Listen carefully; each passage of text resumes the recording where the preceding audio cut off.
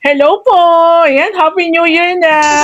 Happy New Year po sa ating lahat, sa mga followers ko po, sa mga clients ko, Happy New Year po. Sa mga soon to be my clients, ayan, Happy New Year po. Ayan.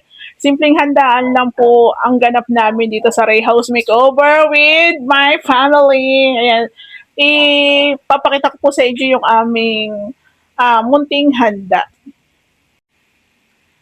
So, bali guys, simple lang po yung handa namin. Ayan. Hopefully, ito yung magandang pasok ng taon sa 2026. So, ipakita ko lang po yung simpleng handa namin. Actually, yung handa namin, hindi mo masasabing pang mayaman to kasi parang halos lahat lang naman to is yung pinakagusto ng aking mga kids.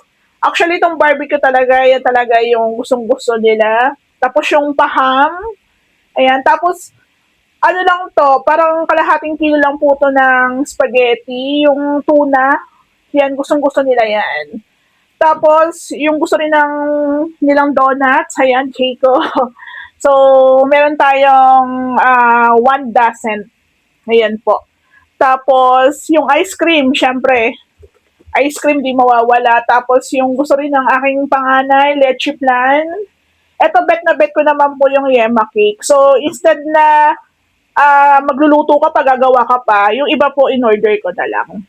Actually, gusto sana namin maglagay ng maraming fruits, kaso nangihinayang po ako kasi minsan hindi naman nakakain. So yung gusto lang talagang kainin, katulad nito. Tapos meron din po tayong prosperity bowls, ayan. So ito, version ko lang to, nakita ko lang, nilagay ko lang to. Actually, ito yung pambili ng materyales, hiniram ko lang po yan. Diba?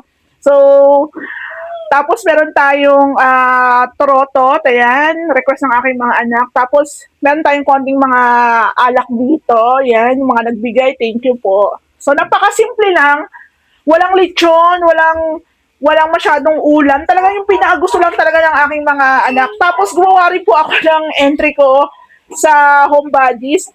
Ayan, ang aking mango float na kinurbing ko pa yung cash, kasi syempre pang mayaman tayo.